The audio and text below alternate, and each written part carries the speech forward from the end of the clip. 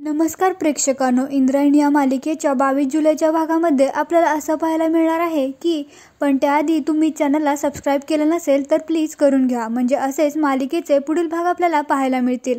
तर आपल्याला असं पाहायला मिळतंय की इकडे इंदू कीर्तन संपल्यानंतर घरी आलेली असते। सुशीला रागातच तिचा हात धरून तिला रूममध्ये आणते आणि रागाने खाली ढकलून देते। इंदू खाली पडते, ती खूपच घाबरून गेलेली असते। सुशीला खूपच चिडलेली असते। ती म्हणते, काय गये दीडशहाणे, काय सांगितलं होतं तुला? इंदू म्हणते, काय सांगितलं होतं? त्यावर सुशीला म्हणते, ए इंदे, तळपायाची आज्ञा मस्तकात घालू नकोस, तुला चांगलंच कळतंय मी काय म्हणते ते। कीर्तन का केलंस तू? इंदू तिला म्हणते, चांगली गोष्ट आहे ना। सुशीला त्या म्हणते, चूप बस। तशी इंदू अजूनच घाबरते। सुशीला तिला म्हणते, तुला ताकीद दिली होती ना की कीर्तन करायचं नाही म्हणून, तुझी हिंमतच कशी झाली ग?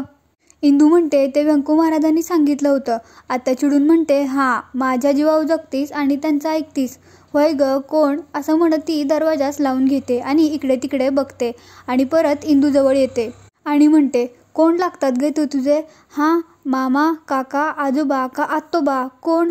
त्यांचं आणि तुझं नातं काय आहे? सांग ना ग। अगं तू अशानं अण्णाला भाग करशील ना? त्यावर इंदू म्हणते, अगं पण ते मेन आहेत ना। त्यावर आत्या म्हणते, ए ते मेन बिन काय सांगू नकोस हं मला, काय विचारलं तेवढं सांग, कोण लागतात ते तुझे? तू दिग्रजकर आहेस का? इंदू मान हलवून नाही म्हणते। आत्या म्हणते, नाही ना दिग्रजकर तू, मग त्यांची तू कुणी बी लागत नाहीस, डोक्यात फिट कर। इंदे मला एक सांग, मी कोण लागते ग तुझी? इंदू म्हणते, आत्या। सुशीला म्हणते, म्हणजे कोण असती ग? इंदू बोलते, म्हणजे बाबांची बहीण। सुशीला म्हणते, रक्ताचं, तुझं आणि माझं रक्ताचं नातं आहे। इंदे तू त्यांचं ऐकतीस? अगं तुझ्या डोक्यात गोष्टी शिरत का नाहीत ग? मी तुला किती समजून सांगितलं, रट्टे दिले नाही, पण तू कोडगी, तुझ्या डोक्यात तर कांदे बटाटे भरलेत ना। इंदू मान खाली घालून गप्प रडत असते। आत्या म्हणते, फुटक्या कवडीची बी अक्कल नाही तुला आली का ग? असं म्हटल्यावर इंदू मानेनेच नाही असं म्हणते आणि तिच्या डोळ्यातून अश्रू येत असतात। आत्या म्हणते, नाही असं म्हणतेस अजून तोंड वर करून? तेव्हा ती खूपच चिडलेली असते। सुशीला म्हणते, इंदे आता ना माझ्या डोक्यावरून पाणी गेले, आई रक्ताची शपथ घेऊन सांगते, यापुढे तू कशी बी वाग, तुला चकार शब्दाने काय बोलत नसती। इंदू म्हणते, खरंच? आत्या म्हणते, खरंच ग माझी माय। आत्या तिला बोट दाखवते आणि इंदू घाबरून मागे सरकते। आत्या हसतच म्हणते, घाबरू नकोस, हात नाही लावणार तुला, एक करीन। आणि ती खाली बसते आणि म्हणते, काय करीन माहितीये का? आणि ती स्वतःच्याच कानाखाली मारून घ्यायला लागते आणि घे म्हणते, घे। इंदू म्हणत असते, अगं आत्या नको ना, अगं आत्या नको ना। ती आत्याजवळ येते आणि नको नको म्हणत असते। आत्या म्हणत असते, घे घे, मी असं करीन आता। इंदू म्हणते, अगं नाही नाही नाही। आत्या म्हणते, मरू दे ना, मरू दे, काय फरक पडतो तुला?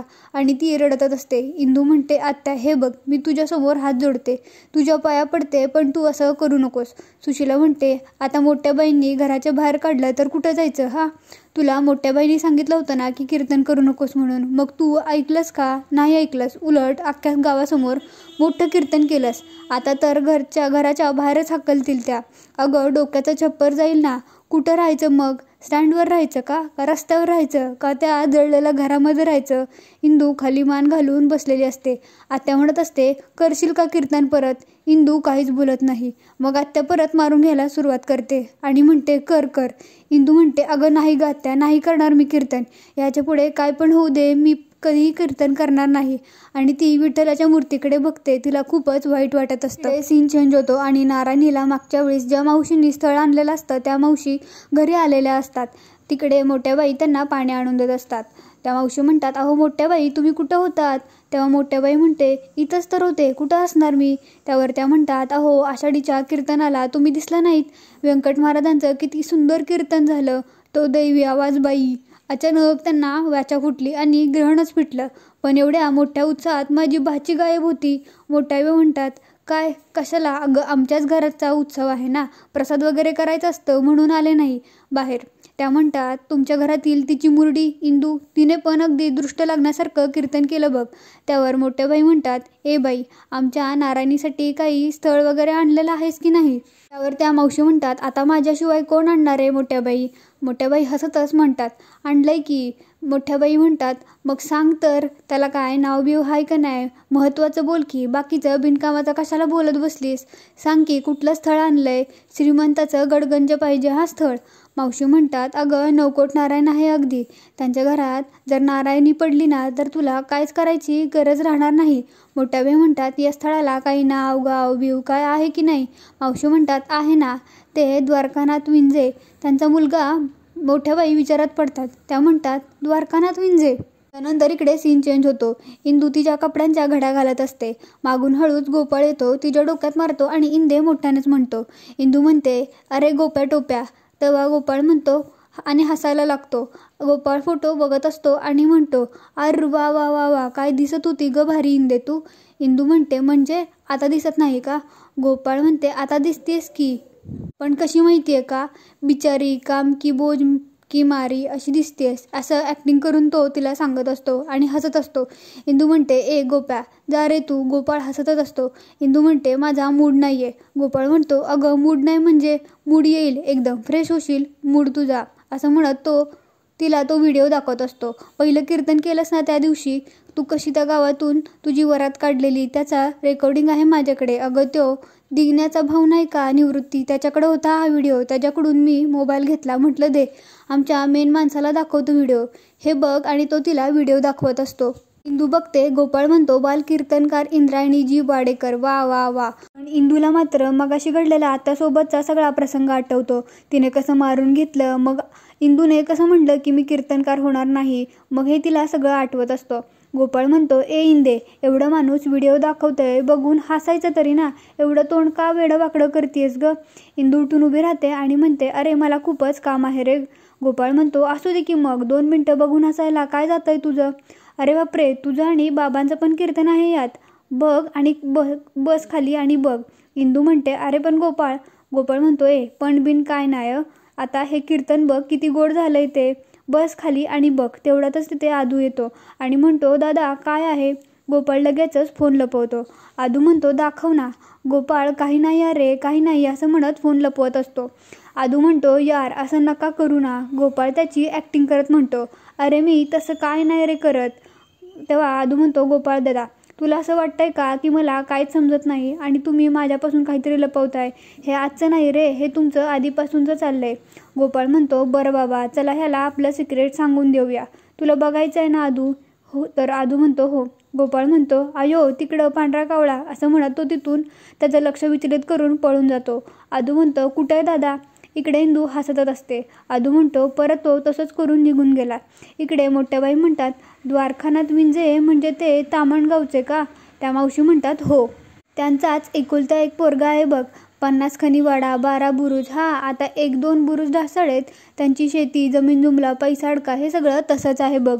मोठ्या बाई म्हणतात, पण त्यांच्या पोरावर तर केस आहेत ना. मावशी म्हणतात, अगं सगळ्याच श्रीमंतांवर केस असतात, त्यांच्याकडं ढमोल असतं ना, त्यामुळं त्यांच्यावर केस असतातच, आपल्यासारख्यांवर थोडीच केशी पडणार आहेत. मोठ्या बाई म्हणतात, अगं तसं नाही, त्या पोराबद्दल काय बाय ऐकून आहे म्हणून विचारलं. एकतर त्याची बायको लग्नाच्या 3ऱ्या दिवशीच मेली म्हणे, विहिरीत पाय घसरून पडली. मावशी म्हणते, अगं मला सांग आता त्या मुलाची काय त्यात चूक आहे, पण लोक त्यालाच नावं ठेवणार. मोठ्या बाई म्हणतात, पण तो पोरगा बीजवर म्हणजे. त्यावर मावशी म्हणते, अगं 2-3 दिवसाचं लग्न म्हणजे काय लग्न असतं का. मोठ्या बाईंना हे काही पटलेलं नसतं. मावशी म्हणतात, तशी आपली नारायणी काय अप्सरा लागून नाही गेली. असं म्हटल्यावर मोठ्या बाई रागानेच बघतात मावशीकडे. मावशी म्हणतात, अगं तसं नाही, म्हणजे तो पोरगा देखणा आहे, त्याची शेती आहे, जमीन जुमला आहे, गावात मान पण आहे. असा मुलगा आपल्याला शोधून पण सापडायचा नाही. तुला नारायणीसाठी असं श्रीमंत स्थळ पाहिजे होतं ना. बघ बाई, तू विचार कर आणि तूच ठरव काय करायचं ते. मोठ्या बाईंच्या डोक्यात गोंधळ सुरू असतो. इकडे आदू म्हणतो, बघितलंस ना तू, गोपाळ दादा नेहमी मला तसं करतो आणि इथून असं दरवेळेसच असं करून जातो. इकडे इंदू कपड्यांच्या घड्या आवरत म्हणत असते, अरे तो गोपाळ गंमत करतो तुझी, तू नको चिडूस. आदू म्हणतो, याला गंमत म्हणतात का. हे काय वागणं योग्य आहे का त्याचं, मला सांग. इंदू म्हणते, नाही रे, मी त्याला सांगते, पण तू आधी शांत हो. आदू म्हणतो, नाही, मी नाही शांत होणार. तुमचं दोघांचा आपापसात काही ना काही तर सारखं चालू असतं आणि तुम्ही मलाच काही सांगत नाही. नेहमी असंच करता तुम्ही. इंदू म्हणते असं काही नाही रे, तू उगीचच काहीतरी म्हणतोयस. आदू म्हणतो तुला गोपाळ दादाच महत्त्वाचा आहे. इंदू म्हणते नाही, माझ्यासाठी तू सुद्धा तेवढाच महत्त्वाचा आहेस. तो गोपाळ जरा दीडशहाणेगिरी करतो, पण आदू म्हणतो तोच तुझा मित्र आहे ना. पण इंदू म्हणते हो, तो माझा मित्रच आहे, पण तू माझी जबाबदारी आहेस. आदू म्हणतो म्हणजे? इंदू म्हणते म्हणजे वाघाचे पंजे. हे बोलत असताना आवाज येतो, विठोबा माऊली तुकाराम, आणि टाळांचा आवाज ऐकू येतो. इंदू आनंदून म्हणते आत्तोबा आले, मी आलेच असं म्हणत ती पळतच बाहेर जाते. इकडे मंदिरात मोठ्याबाई आणि मावशी विठोबाचा आशीर्वाद घेतात आणि मावशी म्हणतात मोठ्याबाई जाते मी, आणि त्या तिथून निघून जातात. इकडे वारकरी मंदिरात येतात. दत्तोबा आणि त्याचे वारकरी मित्र सगळे विठोबाचं दर्शन घेतात. इकडे मोठ्याबाई दिग्रसकर महाराजांच्या गादीचे दर्शन घेतात आणि त्यांचा आवाज ऐकताच बाळंबट आणि गावातील माणसे तिथे जमतात. त्यांच्या पाया पडतात. दत्तोबा म्हणतात अहो बाळंबट, हे तुम्ही काय करताय? बाळंबट म्हणतात अहो दत्तोबा, साक्षात पांडुरंगाचं दर्शन घेऊन आलायत तुम्ही, तुमच्या पाया तर पडलंच पाहिजे ना. दत्तोबा म्हणतात वय की, पण तुम्ही? बाळंबट म्हणतात रीत असती वारीला जाऊन आलेल्या माणसाच्या पाया पाडायची, नमस्कार करायची. अहो तुम्हाला केलेला नमस्कार म्हणजे पंढरपूरच्या विठुरायाला केल्यासारखा आहे. नंतर दत्तोबा सुद्धा बाळंबटांच्या पाया पडतात. रामकृष्ण हरी म्हणतात आणि इकडे मोठ्याबाई निघालेल्या असतात. तोच बाळंबट त्यांना म्हणतात अहो दत्तोबा वारीला जाऊन आलेत मोठ्याबाई. तर मोठ्याबाई म्हणतात तर? बाळंबट म्हणतात नाही म्हणजे त्यांना नमस्कार केला असता तर. मोठ्याबाई म्हणतात तर मग हे पहा बाळंबट, गोविंद महाराज दिग्रसकर यांची थोरली सून आहे मी, असं कोण्या इंच्या पाया पडत नसते. बाळंबट म्हणतात तसं नाही मोठ्याबाई. तर मोठ्याबाई म्हणतात आणि ते आश्रित आहेत तिथे सगळे लोक एकमेकांकडे पाहू लागतात, आश्रिताच्या पाया पडत नसतात असं मोठ्याबाई म्हणतात. तिथे आदू आणि इंदू सुद्धा आलेले असतात. आदू त्यांच्या पाया पडायला जातो, तेवढ्यातच मोठ्याबाई त्याला अडवतात. अधोक्षज आपण कोणाच्या पाया पडायचं नसतं बाळा, चल इथून असं म्हणत त्या त्याला घेऊन जातात. आणि त्या घेऊन जात असतानाच व्यंकू महाराज तिकडे समोर उभे राहिलेले दिसतात त्यांना. तरी त्या तिथून आदूला घेऊन निघून जातात. व्यंकू महाराज आल्या आल्या रामकृष्ण हरी म्हणतात आणि दत्तोबांच्या पायावरती डोकं ठेवून नमस्कार करतात.